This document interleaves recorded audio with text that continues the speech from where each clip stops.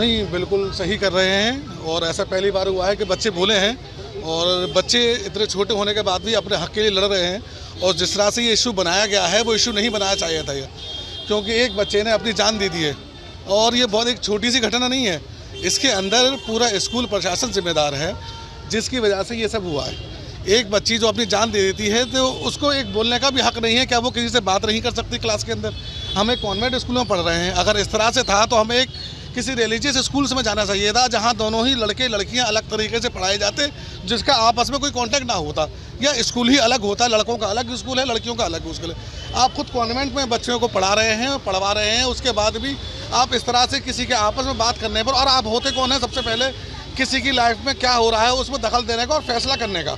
किस तरीके की घटना हुई है? नहीं, जिस तरह से सुनने में आया है और रूमर्स फैले थे और न्यूज़ आई थी कि वो लड़की ने किसी से बात कर रही थी तो उसके प्रिंसिपल ने उसको देखा और उसको डांटा, जिसकी वजह से लड़की को हैरेस किया गया बहुत ज़्यादा।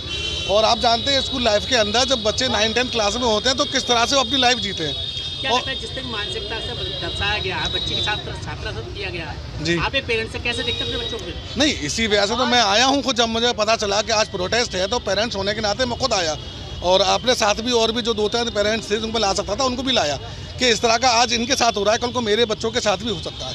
हम एक अच्छी एजुकेशन दिलवाने के लिए आवर लेडी ऑफ फातिमा के अंदर अपने बच्चों का एडमिशन करवाते हैं, एक यहाँ पर एक अच्छा माहौल मिलता है। लेकिन जब से ये प्रिंसिपल मैम आई हैं इस तरह की चीज़ों को बिल्कुल ख़त्म कर दिया गया है। बच्चों के ऊपर ध्यान नहीं दिया जाता है और फिजिकली बहुत ज़्यादा ही उनको मारा और पीटा जाता है। और आए दिन की ये घटना है, कुछ तो मेरे सामने भी हुई हैं।